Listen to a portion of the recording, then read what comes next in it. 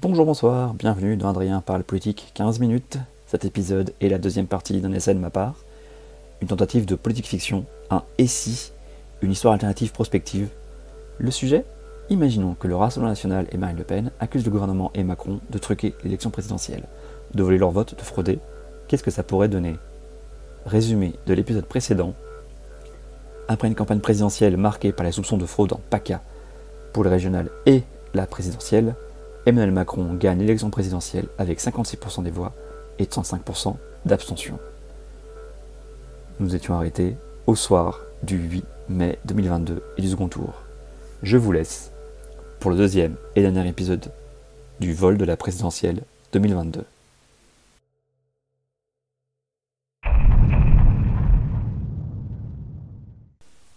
Nous sommes le soir du 8 mai 2022, après l'annonce des résultats du second tour de la présidentielle. Sitôt les résultats annoncés, le quartier de l'Élysée est bouclé par des CRS. Les services ont peur d'un mouvement de foule. Et c'est bien ce qui se passe. Des manifestants convergent vers la place de la Concorde à partir de 21h et semblent hésiter. Du côté du vainqueur, les festivités de victoire sont annulées. Personne ne veut risquer quoi que ce soit. Le bouclage de l'Élysée est sitôt connu. Les quelques milliers de personnes à la Concorde traversent le pont et se dirigent vers l'Assemblée nationale. Ils comprennent vite que l'accès au Palais Bourbon sera impossible et finalement, c'est le pauvre Café Bourbon qui est le premier à en faire les frais.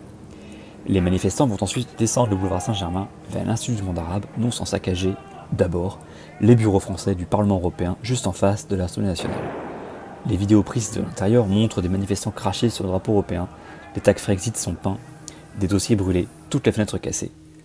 Voitures brûlées, vitrines brisées, on est au début de l'émeute classique. Puis sortent des rangs des Black Blocs. Évidemment, ce ne sont pas des Black Blocs, puisque c'est une manifestation plutôt de droite, mais l'équipement est le même, casque noir, vêtements noirs et armes blanches, plus des mortiers d'artifice. La confrontation avec la police dure toute la nuit dans le quartier, entre Jussieu et la rue des Écoles. Au matin, 500 gardes à vue plus tard et une cinquantaine de blessés, dont 34 policiers. On se demande comment ça va tourner. Les directs de Brut, Place, le Média et des dizaines de manifestants tournent toute la semaine sur les réseaux sociaux et dans les principaux médias. On peut voir des manifestants classiques, violents mais désarmés, et des gens à l'air entraînés et assurés qui chargent les forces de l'ordre. Qui sont ces gens ? On ne sait pas trop, c'est varié. Des militants de l'ultra-droite, des gilets jaunes radicalisés, des identitaires, un peu survivalistes. Toutefois, aucun militant identifié du Rassemblement National, ce qui permet à Marine Le Pen de ne pas endosser la moindre responsabilité sur les violences. La campagne législative peut maintenant commencer, et elle va mal se passer. Avec la levée progressive des restrictions sanitaires, les militants et candidats retrouvent le chemin des marchés et du porte-à-porte. Mais les candidats de la majorité présidentielle sont de plus en plus souvent confrontés à des insultes. Des gens les traitent de voleurs un peu partout. L'ajout d'une dose proportionnelle, avec le redécoupage hâtif des circonscriptions, offre des arguments supplémentaires aux croyants de la fraude. Ils accusent En Marche, Macron, les députés, d'avoir voulu se garder des places assurées. Oublions que cela garantit aussi des élus du Rassemblement National de manière plus sûre que le scrutin seulement par circonscription. En tout cas, la tension monte.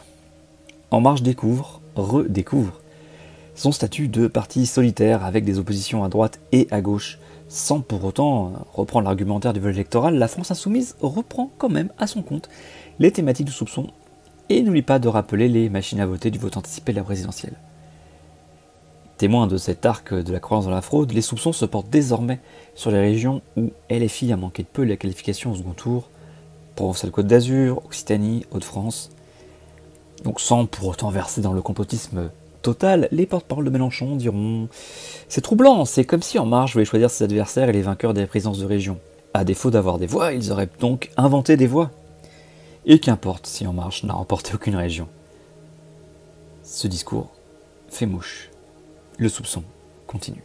Le 4 juin, 2 hommes armés tirent sur des militants LREM qui distribuent des tracts et proposent du café au marché de Menton, tuant 3 personnes, dont la députée sortante, qui se représentait. Nationalement, l'émotion est immense. La campagne est suspendue par tous les états-majors des partis. Les condamnations et les messages de soutien viennent de partout. Mais, derrière les hommages unanimes de la classe politique, pointent les « oui mais », les excuses d'un peuple poussé à bout par la politique d'En Marche, les soupçons qui ne seraient jamais levés de fraude pour la présidentielle ou régionale. Pharos est dépassé par les signalements d'incitation à la haine ou d'appel au meurtre d'autres députés ou de candidats de la majorité présidentielle. Ainsi, sur CNews, Éric Zemmour aussi regrette l'usage d'armes à feu et les morts, certes, mais comprend l'exaspération d'une partie des Français. Sur Europe 1, Pascal Praud interviewe Jordan Bardella le lundi suivant, le 6 juin. Après un rappel qu'il prie bien parce que c'est la Pentecôte, en ajoutant qu'il prie aussi pour la défunte et sa famille, il ajoute « Soyons francs, monsieur Praud, tout cela serait-il arrivé sans les accusations de fraude ?» Les réactions scandalisées de la République En Marche assurent à Bardella d'être le centre de l'attention pendant au moins 2 jours. On connaît assez vite le profil de tireur. 2 anciens militants de génération identitaire récemment dissoutes, chez eux des armes, pas de drapeau nazi mais des statuettes de Connell façon Dieudonné, des ananas et un peu de merchandising de la Ligue italienne et de Make America Great Again. Avec la découverte de matériel pour l'indépendance de la Savoie, les 2 partis indépendantistes 100% Savoie et le Sénat souverain de Savoie font savoir qu'ils condamnent toute violence et rappellent qu'ils se placent uniquement sur le terrain démocratique. Autre conséquence moins politique, plus personnelle, les candidats En Marche ont peur. Et pas seulement eux, les candidats qui ne croient pas à la fraude également. Et ils sont majoritaires. Comment croire que la violence peut se limiter à un seul cercle, à certains candidats? De fait, jamais on n'a rapporté autant d'agressions de candidats, et de candidates bien sûr. Jamais on n'a eu autant de saccages de permanence. Jamais on a été témoin d'autant de menaces au domicile des élus ou de candidats. Puis arrive enfin un joueur qui jusque-là était resté plutôt discret, comme s'il attendait pour abattre sa carte maîtresse. Je parle de RT France. Le 8 juin, sortent des bandes annonces pour un reportage qualifié d'exceptionnel, un documentaire avec des révélations incroyables et des preuves de fraude à grande échelle, massive, des preuves irréfutables. Sortie prévue sur RT France et les chaînes YouTube et Facebook de la chaîne en même temps, le samedi 11 juin à midi. Y a-t-il des révélations dans ce documentaire? En fait non, les principales preuves, je mets des guillemets, étaient déjà connues. On retrouve la photo de Fréjus avec les mêmes flèches rouges et les mêmes cercles rouges, et les mêmes témoignages qui tournent en fait depuis 1 an. Les journalistes, si on peut tout employer ce terme, de RT France ont retrouvé les témoins et ont fait l'effort de les interviewer, ce qui garantit des images neuves. Un ajout rapide a été fait au début pour rendre hommage à la députée tuée, pour mieux ensuite piétiner son cadavre. Il est rappelé ses liens avec la direction d'En Marche, son passé d'adhérente au RPR et à l'UMP dans les Alpes-Maritimes, pour mieux la soupçonner d'avoir œuvré à la fraude provençale qui aurait volé la région au Rassemblement national au profit des Républicains. Dans ce documentaire, toujours, le parallèle est fait avec les élections truquées des États-Unis, qui ont volé la présidence à Trump, les élections truquées en Ukraine, mais pas en Crimée, pas du tout, et les élections truquées en Moldavie ou dans les pays baltes. Des militants de ces pays mettent en garde les Français sur le vol des élections qui les privent de la vraie démocratie. Le documentaire se conclut sur des mises en garde pour les élections législatives. Le succès est au rendez-vous et les partages se comptent en millions. Nous sommes désormais le 19 juin, jour du premier tour. Après la violence du 8 mai, après la fusillade du 4 juin, après les multiples agressions tout au long de la campagne, on craint pour la sécurité même des bureaux de vote, d'autant qu'il y a déjà eu des agressions pendant la présidentielle. Les missions sentinelles sont redirigées pour protéger du scrutin de manière aléatoire, les visites de police sont renforcées. Tout ça n'empêche pas des agressions d'assesseurs dans la journée, des violences contre les fonctionnaires dans les bureaux de vote, des urnes volées, voire détruites. À midi seulement, on recense 22 agressions. C'est en fait peu, mais c'est du jamais vu. À la fin de la journée, c'est plus du triple que l'on recensera. À chaque fois, les agresseurs hurlent des slogans comme « Arrêtez la fraude !»« Mascarade !» Le soir, l'abstention est de 24% et les projections montrent une majorité présidentielle en passe d'être reconduite, soit avec la majorité absolue, soit une majorité relative selon les calculs.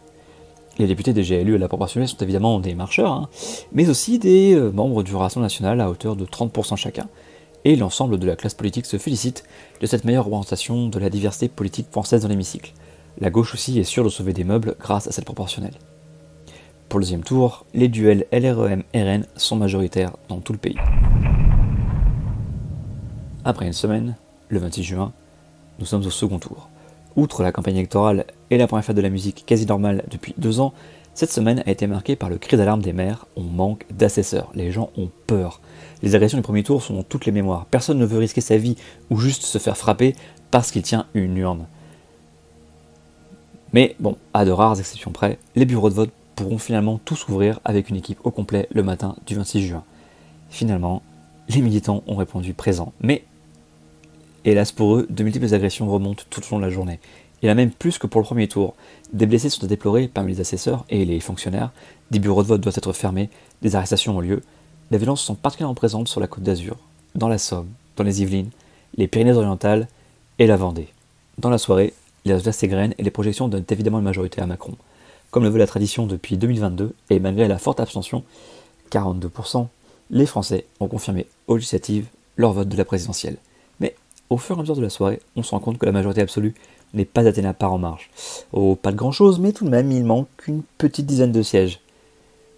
Est-ce que c'est dû aux soupçons de fraude? Évidemment, c'est très difficile de le savoir. Il ne fait aucun doute qu'une majorité sera trouvée, probablement avec les quelques députés UDI ou Agir qui viendront compléter les renforts du MoDem. Mais cela ne résout pas la question principale. Comment gouverner un pays dont un tiers des électeurs, parfois la moitié, croient savoir qu'on lui a volé une élection? Les voisins européens regardent avec effroi la France, comme l'Europe regardait avec effroi les États-Unis lors de l'attaque du Capitole et les mensonges répétés de Trump sur les fraudes soi-disant massives qui lui auraient coûté l'élection. La Hongrie et la Pologne rient, tout comme la Russie. Répétées depuis 1 an, les accusations de vol des voix de Français sont devenues la vérité pour des millions d'entre eux et leur propre réalité parallèle. Que va-t-il se passer? Seul l'avenir le dira. Merci d'avoir écouté ce 2e épisode. J'espère que cet essai de petite fiction prospective vous aura plu. Pensez à vous abonner à ce podcast, que vous soyez sur Spotify, Apple Podcast, Deezer ou autre. Pensez à le partager à vos amis. N'hésitez pas non plus à mettre 5 étoiles ou à me retrouver sur Twitter, @som, ADSAUM. Merci à la BBC pour ses bruitages issus de son fonds gratuit et libre d'accès. Les musiques sont de Burn Records et Cryo Chamber. Merci à eux. À la semaine prochaine pour un épisode plus classique.